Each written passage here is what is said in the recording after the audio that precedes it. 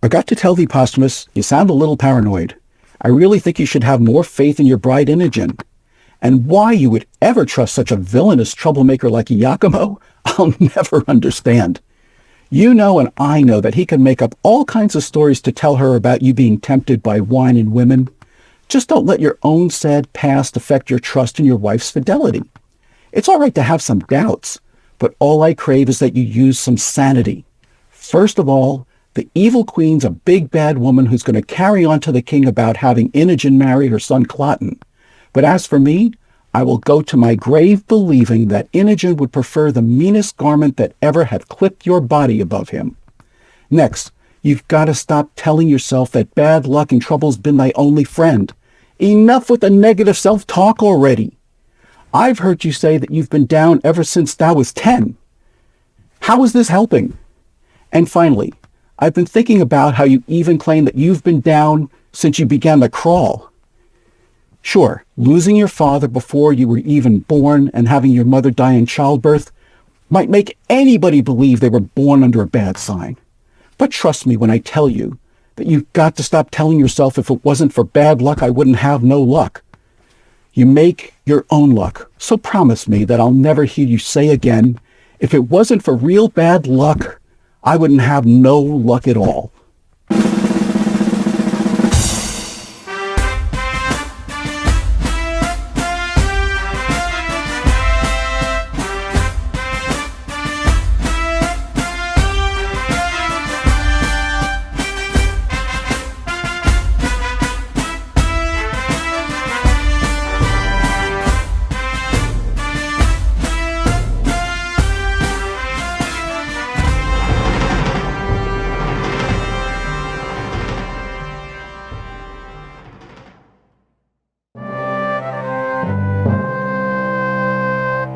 If you've ever seen the 1973 film The Sting, you probably found it very difficult to follow all of the complicated twists and turns throughout the movie, because it's deliberately designed to keep you guessing the whole way through.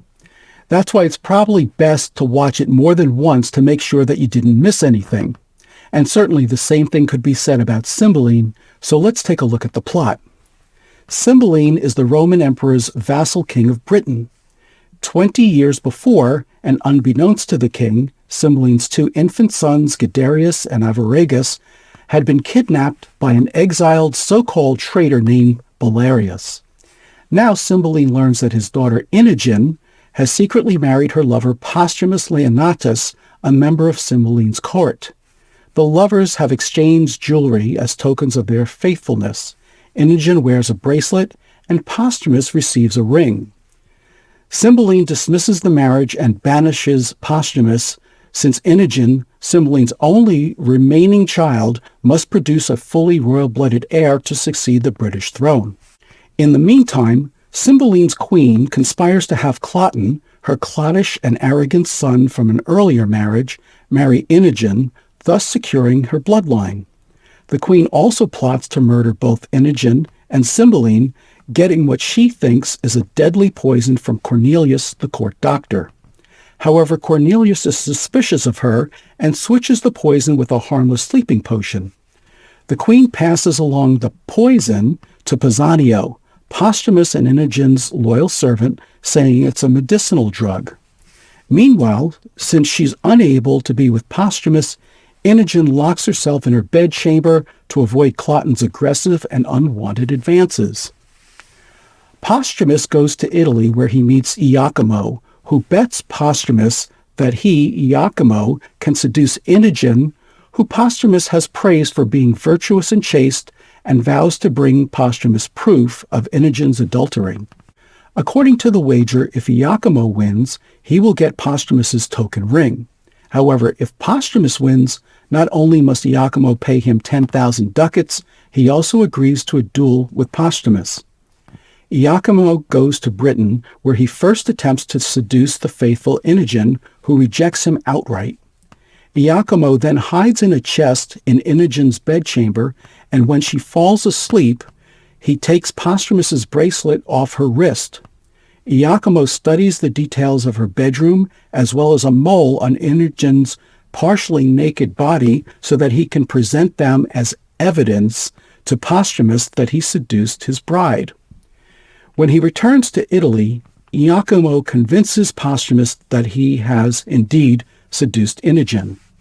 In his wrath, Posthumus sends 2 letters to Britain.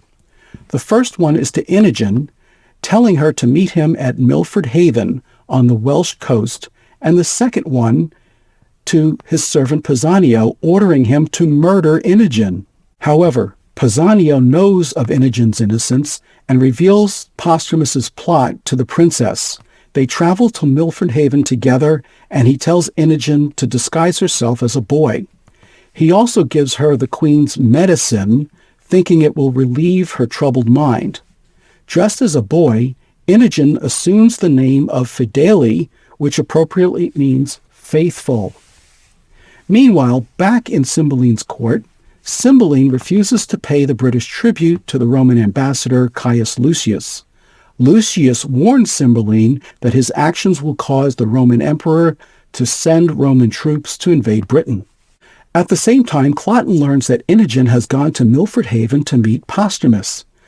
Putting on Posthumus's clothes, Cloten decides to go to Wales to kill Posthumus and then rape, abduct, and marry Imogen. Meanwhile, Imogen, still traveling through the Welsh mountains in disguise as Fidele, is starving and enters a cave. It's the home of Belarius and his sons, Polydore and Cadwal, whom he's raised to be great hunters. The 2 young men are actually Cymbeline's sons, the British princes Guiderius and Arviragus, who are unaware of their true origin. The men discover Fidele and are captivated by him.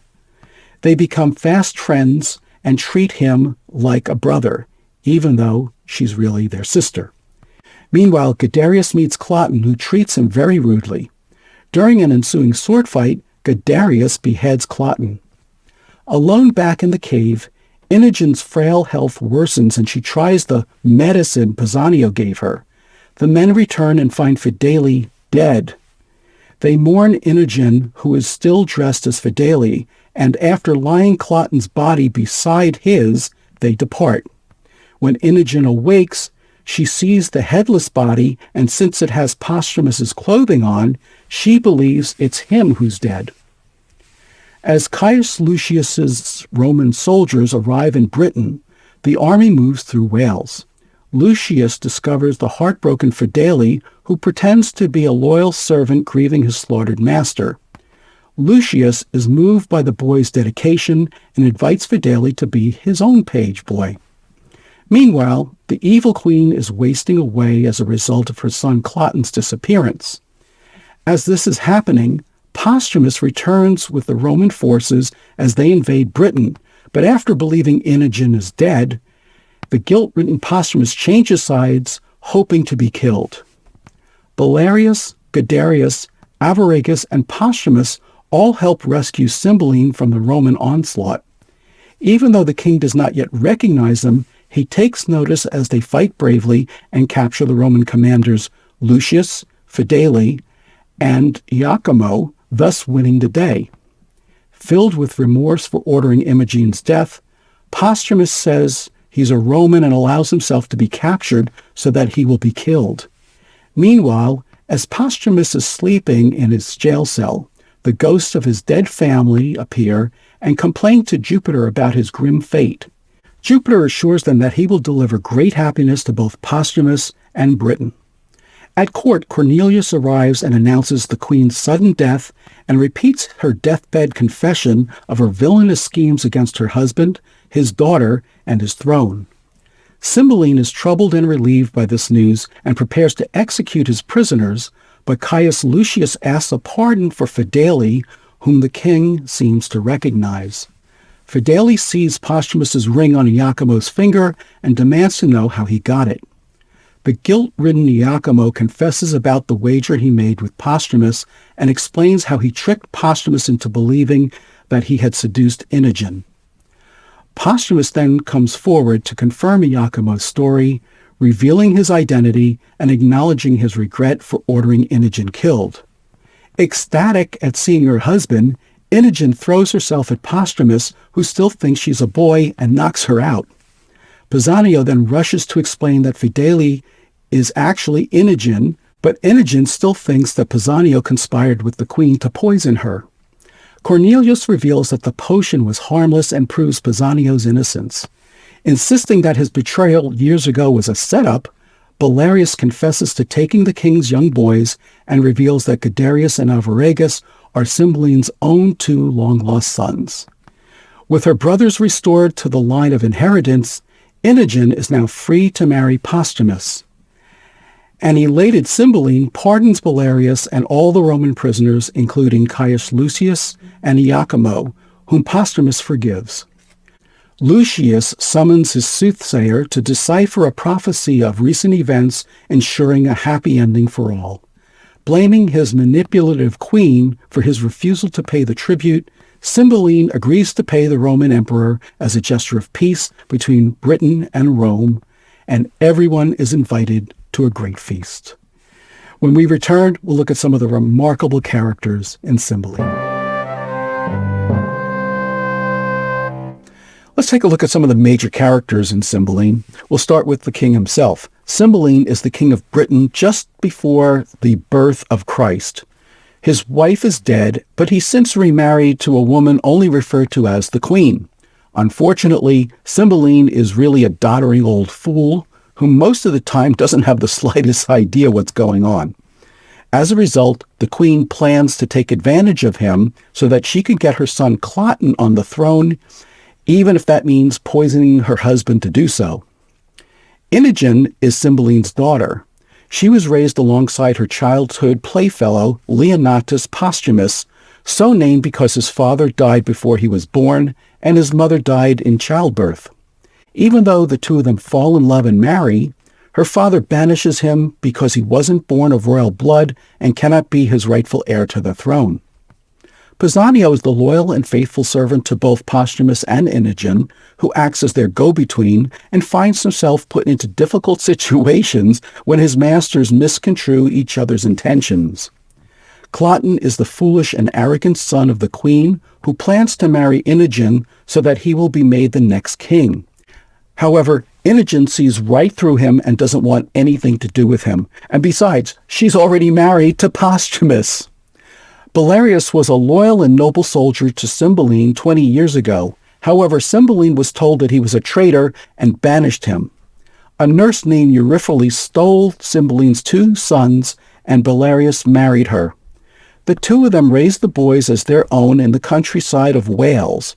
All of them took other names, and the two sons assumed they were their natural parents and never knew that they were actually descended from the king. When we return, we'll take a look at some of the plot devices and memorable scenes in Cymbeline.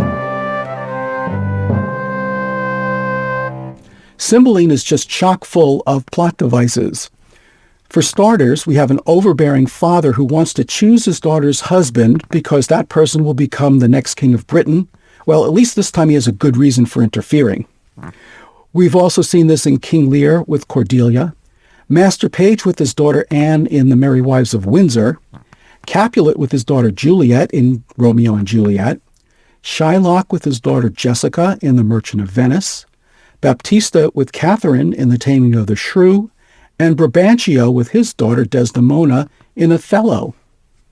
We also have the tried and true boy actor playing a girl's role who's disguised as a male. We've already seen this with Rosalind and Celia in As You Like It, with Viola in Twelfth Night, with Julia in The Two Gentlemen of Verona, and with Portia, Nerissa, and Jessica in The Merchant of Venice. We have banished characters like Posthumus, who joins a long list of other banished characters such as Romeo, Coriolanus, Henry Bolingbroke, Thomas Mowbray from Richard II, Falstaff in Henry IV Part 2, Valentine in The Two Gentlemen of Verona, Duke Senior and Rosalind in As You Like It, Alcibiades in Timon of Athens, Kent in King Lear, Gloucester's wife Nell and Suffolk in Henry VI Part 2, and Arcite in The Two Noble Kinsmen. Whew. We also have symbolic jewelry, in this case Posthumus's bracelet and Inogen's diamond ring. These circlets represent unbroken purity and a commitment to fidelity. we've got a gap in the action of 20 years that takes place before the play begins. This allows for the stolen princes, Guiderius and Arviragus, to come of age by the time of the play. Shakespeare did the same thing with the Antipholi and the Dromios in the Comedy of Errors, and with Miranda in The Tempest.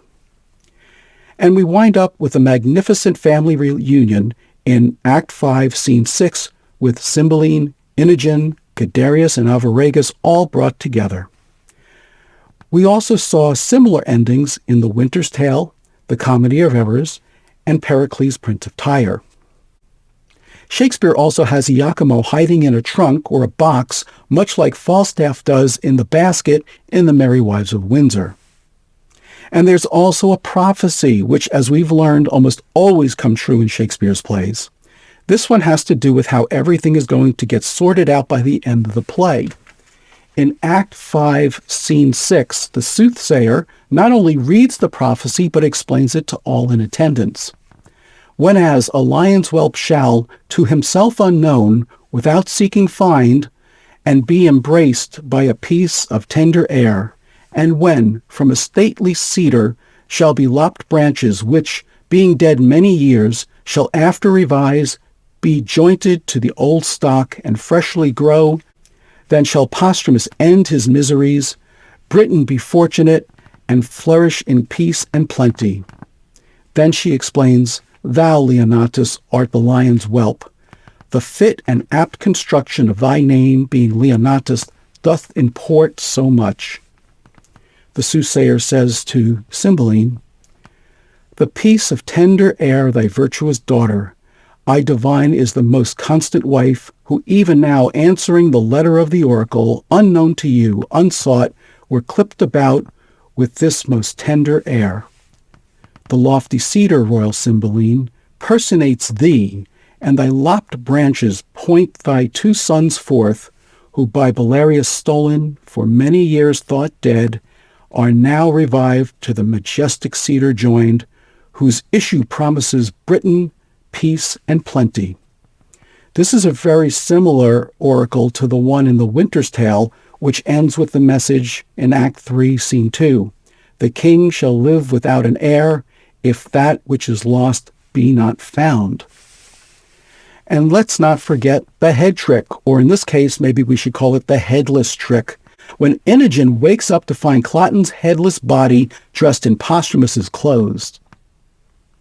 There really are some magnificent and memorable scenes in this play. The first one takes place in Act 1, Scene 2, when we see the villainous Iachimo quickly talking Posthumus into wagering on his wife's honor. It's hard to really believe that anybody would do this, but we really wouldn't have a story if they didn't. In Act 1, Scene 6, Iachimo first tries to convince Inogen that her husband's been unfaithful to her, but she's too shrewd for this villain and sees right through him. However, Iachimo does know how to pivot and pretends that it was all just a test to see how virtuous she really is. Act 2, Scene 2 is the unforgettable bedchamber scene in which, like the Trojan horse, the basket provides wicked Iachimo access to Inogen as she sleeps unaware of his presence. If you've ever seen this play presented live, you'll know that this is the most riveting scene of the entire play. In Act 4, Scene 2, we see that Guiderius has chopped off Cloten's head and throws it into the creek. Belarius knows that this is the point of no return for him, because the king will no doubt send out a search party for his stepson, which could expose him as being responsible for taking the king's sons 20 years ago.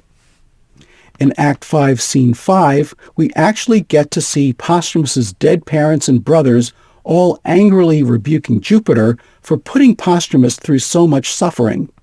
It's an interesting inclusion that adds a supernatural element to the play. And naturally, Act 5, Scene 6 includes the climactic reunion scene in which all the surviving characters are brought together and the explanations for their situations are all resolved. All is forgiven, Cymbeline agrees to pay the tribute to Rome, no one is to be executed, Guiderius can succeed his father to the throne, and Inogen and Posthumus have a happy ending. Next up, we'll delve into some of the themes that run through Cymbeline. Now let's look at some of the heroes in Cymbeline. We'll start off with Posthumus, who first comes back to Britain with the Romans, then switches sides to fight back on Britain's side out of guilt for having ordered Pisanio to murder Imogen. But after he successfully fights off the Romans, along with Belarius, Guiderius, and Avaragus, he switches sides again because he wishes to be killed for how he treated his wife. Happily, though, he is rewarded at the end after Iachimo confesses his villainy. Imogen is by far the most noble character in the entire play. She never wavers from her devotion and loyalty to Posthumus. Even after she believes he's been killed, she still goes by the name Fidele, meaning the faithful one, while disguised as a page. Her dedication to the end mirrors Hermione, Desdemona, and Juliet.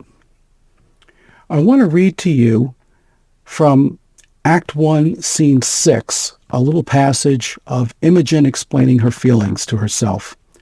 A father cruel, and a stepdame false, a foolish suitor to a wedded lady that hath her husband banished.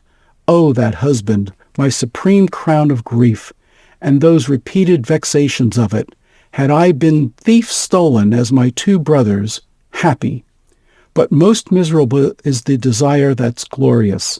Blessed be those, how mean soe'er, that have their honest wills, which seasons comfort.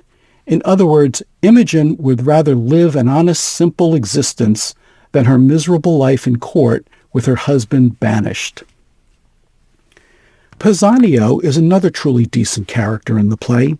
He maintains his loyalty as a servant to both Imogen and Posthumus, even when both of them are at odds with him because he refuses to do anything that would harm either one of them, despite their mutual misunderstandings of their circumstances. He's very reminiscent of Camillo in The Winter's Tale, who also needs to choose doing what's right over his loyalty to two different kings. Belarius is another good character, although he did steal the king's sons after being falsely accused and banished as a traitor.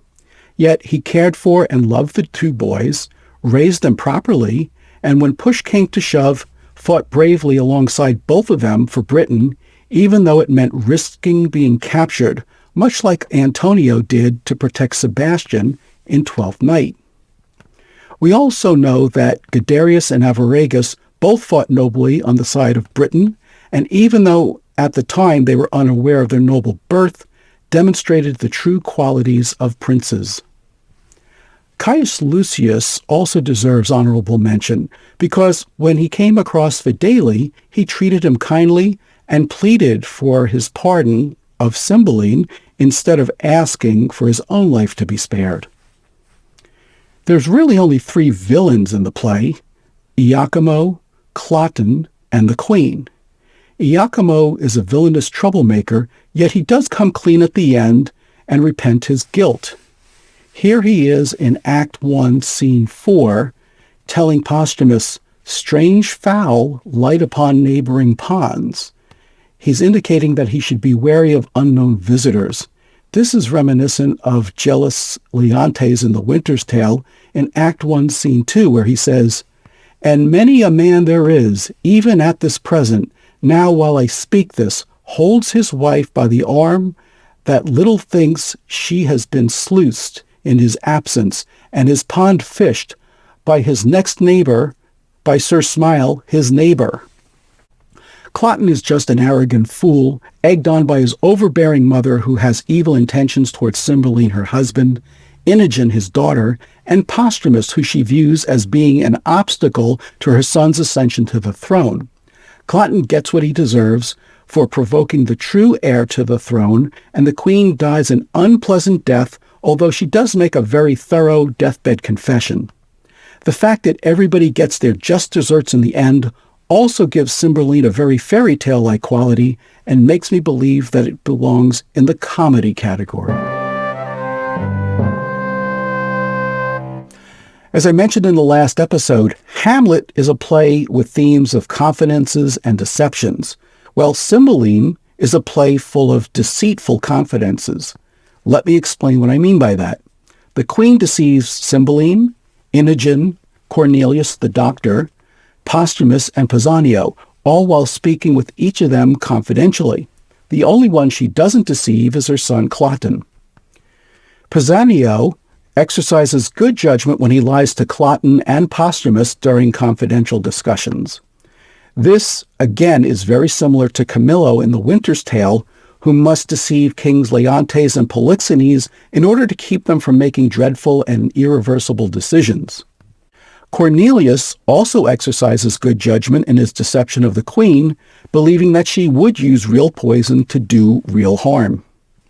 Iachimo deceives both Posthumus and Inogen in his encounters with each of them and is only honest at the very end of the play. And let's talk about rebirth, which is prevalent throughout the entire play. Inogen is reborn with a new identity, Fidele, especially after waking up from the sleeping potion, and again when she is reunited with Posthumus. We've also seen similar rebirths with Thaisa in Pericles, Prince of Tyre, and Hermione in The Winter's Tale, also a short-lived one with Juliet in Romeo and Juliet. There's also Belarius, forced to live as old Morgan in banishment, who is given back his identity and status at the end of the play. Posthumus is reborn through Jupiter's intervention after much suffering, just like Pericles did before he was assisted by the goddess Diana. Cymbeline is reborn, ironically after the death of the queen and his stepson, when his daughter Inogen returns and he is reunited with his long-lost sons Guiderius and Arviragus.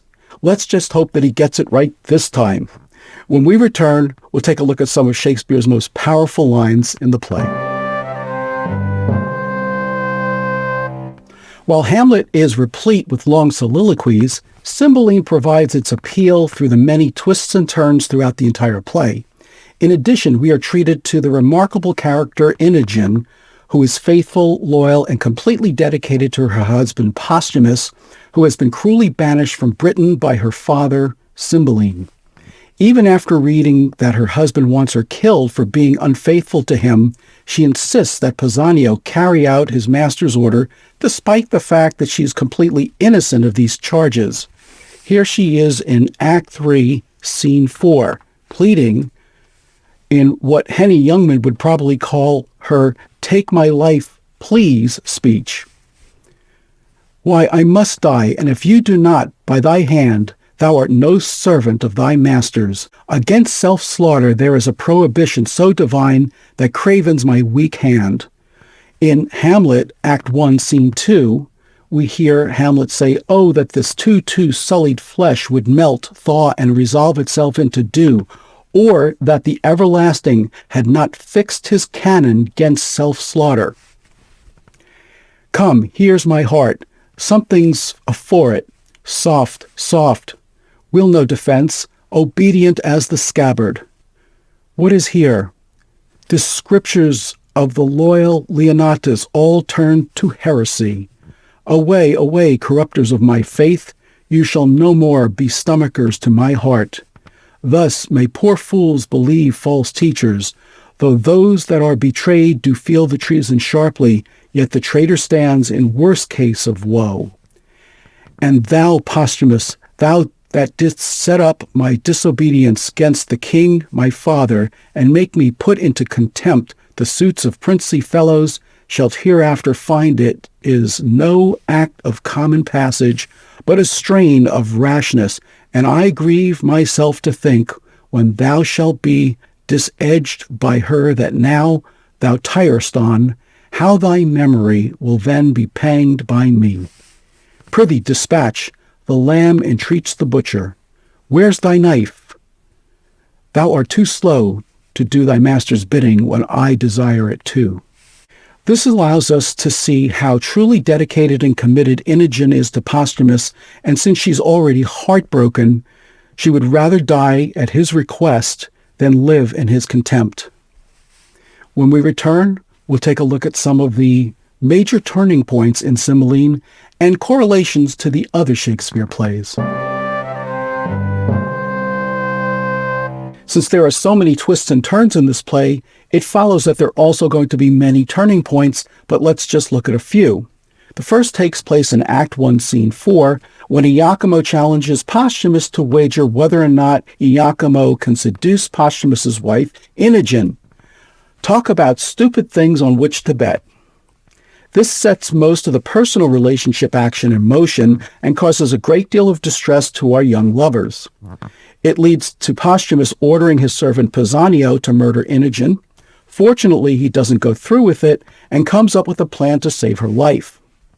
Next, in Act 5, Scene 5, where we hear about, but do not see, how Posthumus joins with Belarius, Guiderius, and Arviragus to rally the cowering British troops and steal their courage through a narrow lane to overrun the Romans and defeat them. This one-sided outnumbered tour de force of 4 people leading the charge is similar to the Battle of Agincourt in Henry V, when against all odds, 5,000 British soldiers defeated 20,000 French by having them run through a narrow field of mud as their archers picked them off from a distance, losing only 30 British soldiers in the battle.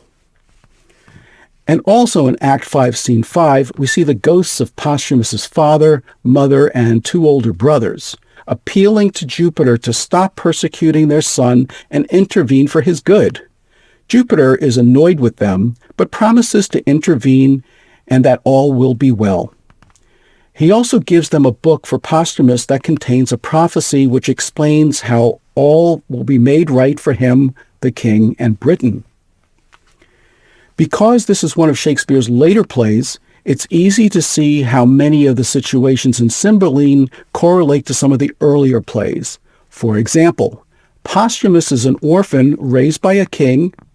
In All's Well That Ends Well, Helena is an orphan raised by a countess. In both cases, the orphans wind up marrying the child of the person who raised them. Cymbeline contains a secret marriage between Inogen and Posthumus. We see this also with Romeo and Juliet, with Henry VIII and Anne Boleyn in Henry VIII, with Jessica and Lorenzo in The Merchant of Venice, and with Othello and Desdemona in Othello. Cloten says he's going to rape Inogen, but doesn't go through with it. This happens with Bolt and Marina in Pericles, Prince of Tyre, with Proteus and Sylvia in The Two Gentlemen of Verona, with Demetrius and Helena in A Midsummer Night's Dream, and with Angelo and Isabella in Measure for Measure, not to mention Henry V's sweeping threat to the mayor of Harfleur if he refuses to open the city's gates.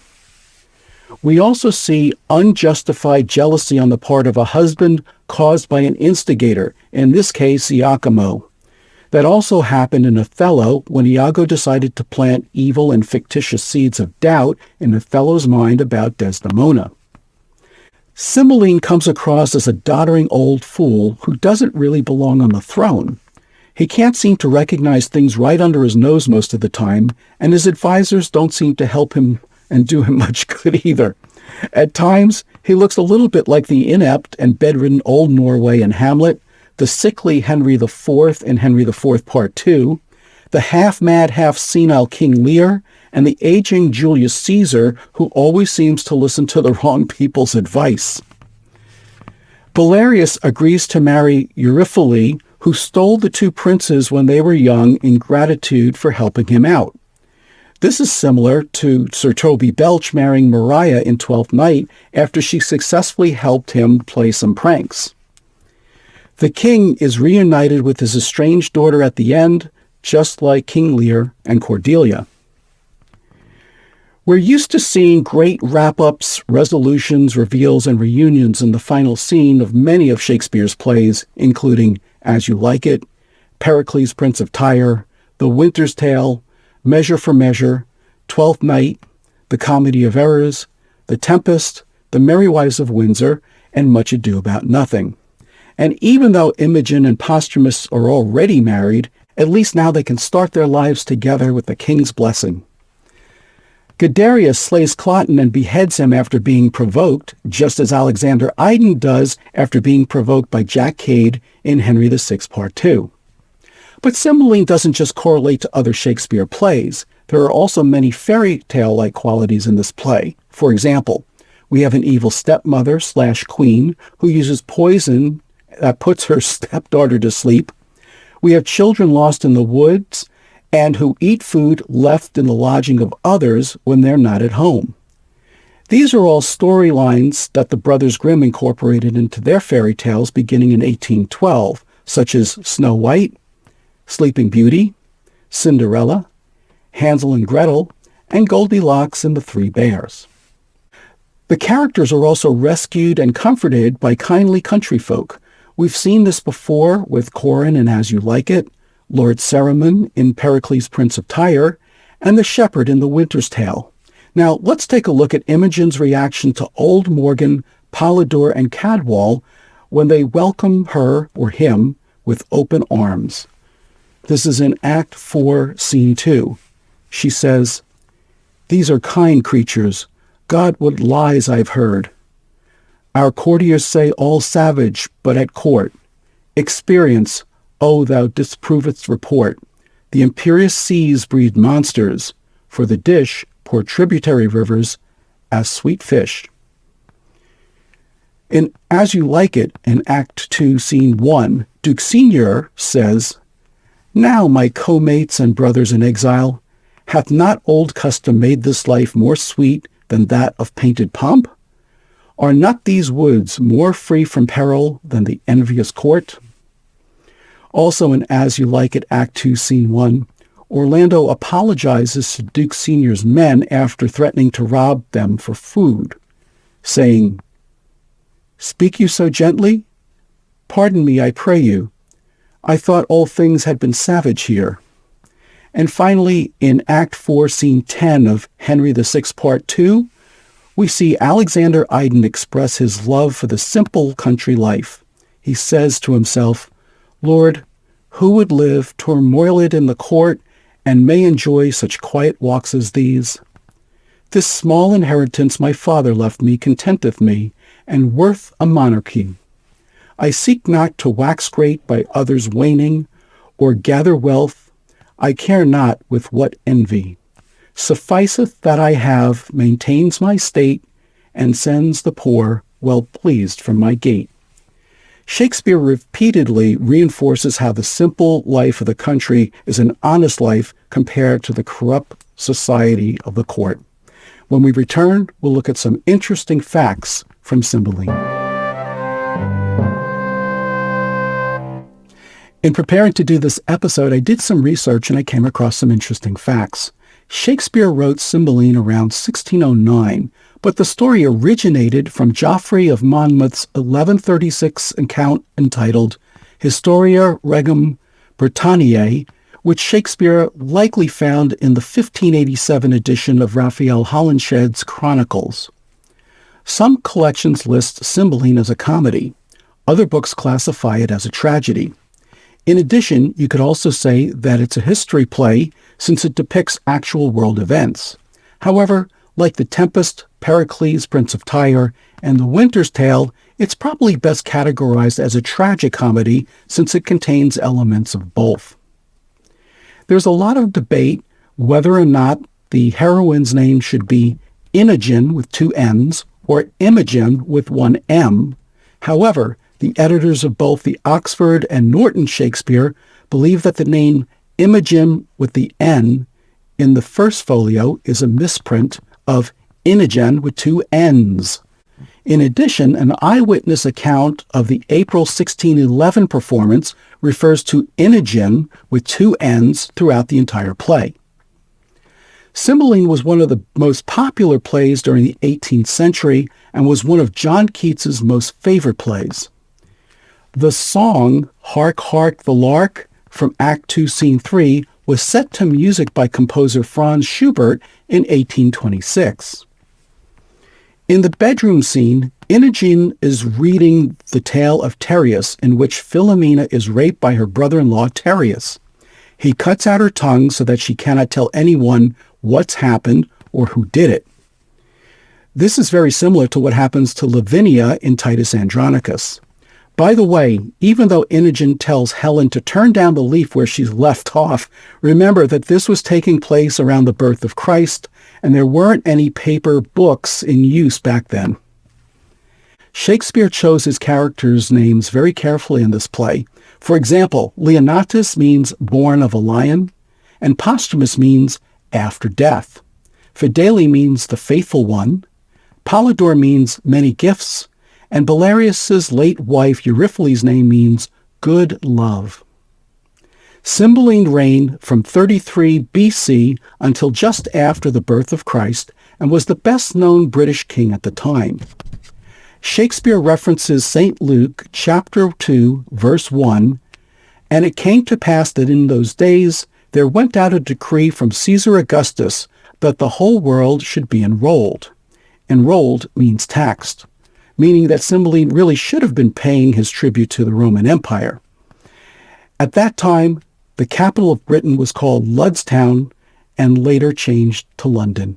When we return, we'll take a look at some of the remarkable actors in the 1982 BBC Shakespeare version of Cymbeline. All right, now let's look at some of the actors who played in the 1982 BBC Shakespeare version of Cymbeline. First, the incredible Helen Mirren, who plays Imogen, also played Rosalind in As You Like It in 1979, and Titania in A Midsummer Night's Dream in 1980 with Robert Lindsay. Claire Bloom, who plays the Queen, also played Catherine of Aragon in Henry VIII in 1979, Gertrude in Hamlet in 1980, and the Lady Constance in The Life and Death of King John in 1984. Michael Gow, who plays Belarius, also played Alfred Pennyworth, that's Batman's butler, in the 1989 blockbuster film Batman, Batman Forever in 1995, and again in Batman and Robin in 1997. The magnificent actor Michael Hordern, who plays Jupiter, also played Capulet in Romeo and Juliet in 1978, Prospero in The Tempest, and the title role in King Lear, both in 1980, and LeFou in All's Well That Ends Well in 1981. And before that, he played Senex in the 1966 film A Funny Thing Happened on the Way to the Forum with Zero Mostel and Michael Crawford. Terence McGinty, who played a British captain, also played Lucianus in Hamlet in 1980, the Second Gentleman in Othello, Servilius in Timon of Athens, and the First Gentleman in All's Well That Ends Well, all in 1981. Peter Aldwin, who plays the other British captain, also played the Second Company in Henry VI Parts 1, 2, 3, and Richard III, all in 1983. Hugh Thomas, who plays Cornelius, also played Lucius in Timon of Athens in 1981. Geoffrey Lumpson, who played Philario, also played Aegeus in A Midsummer Night's Dream in 1981. Patsy Smart, who plays Helen, also played a gentlewoman in Coriolanus in 1984. Graham Chowder, who plays Caius Lucius, also played Friar Francis in Much Ado About Nothing in 1984. Geoffrey Burridge, who plays Guiderius, also played Dumaine in Love's Labour's Lost in 1985. Robert Lindsay, who plays Iachimo, also played Fabian in Twelfth Night in 1980, Captain Dumaine in All's Well That Ends Well, and Lysander in A Midsummer Night's Dream, both in 1981, and Benedict in Much Ado About Nothing in 1984. Also in 1984, he starred in a revival of Me and My Girl opposite Emma Thompson, earning him a Tony Award. And in 2021, Lindsay starred as Moonface Martin in a revival of Anything Goes, in which he was reunited with Felicity Kendall, his 1980 Twelfth Night co-star, after 41 years. And finally, Paul Jessen, who plays Cloten, also played Clown in The Winter's Tale in 1981, multiple roles including the Duke of Clarence in Henry VI Parts 1, 2, and 3, and Richard III, all in 1983, the First Citizen in Coriolanus in 1984, and co-starred in Love's Labour's Lost in 1985. This means that he has appeared in 8 different BBC Shakespeare plays, by my count, more than any other actor in the entire series. And now get ready for today's trivia challenge, which is called It's a Girl. All right, now it's time for today's trivia challenge, which is called It's a Girl. Name the plays in which these mothers give birth to these daughters. Number 1, Hermione to Perdita. Number 2, Thaisa to Marina. And number 3, Anne Boleyn to Elizabeth I. When we get back, I'll have the answers along with some relevant lessons from Cymbeline. Okay, let's see how you did on today's trivia challenge, which was called It's a Girl. You were to name the plays in which these mothers give birth to these daughters. Number 1, Hermione to Perdita. That was The Winter's Tale. Number 2, Thaisa to Marina. That was Pericles, Prince of Tyre. And number 3, Anne Boleyn to Elizabeth I. That was Henry VIII. Now, let's wrap up with some relevant lessons that we could take away from Cymbeline. First, weak leaders coupled with bad advisors always lead to disaster. Someone once told me that the difference between humans and animals is that animals don't let the weakest lead. Always surround yourself with people you can trust. We saw this failing in Richard II and Henry VI. Make sure that you vet your advisors properly and that they continuously re-earn your trust. Next, practice developing good judgment. As Ronald Reagan once said, trust but verify. Cymbeline continuously demonstrated bad judgment by trusting his queen, thinking Cloten was a good match for his daughter, believing the lies about his loyal soldier Belarius, and completely ignoring Imogen's love and positive opinion of Posthumus. Both Imogen and Posthumus doubted Pisanio, even though he always demonstrated his love and devotion to both of them. Posthumus demonstrated poor judgment by believing the villainous Iachimo and doubting his wife's loyalty. Julius Caesar was also guilty of the same poor judgment of the men with whom he surrounded himself. Always remember to consider the source. And finally, simplify your life. We see how much happier the characters are in a pastoral setting. Also, sometimes less is more if you make your numbers count. Just look at how 4 people could motivate the Brits and overcome the Romans through their leadership. As the saying goes, never doubt that a small group of committed individuals can change the world.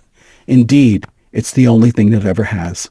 I'm Dave Romeo, and thank you for watching this episode of Romeo and Shakespeare. Please join me next time when a 9-month-old is named king, and his many squabbling handlers to his nation much trouble bring.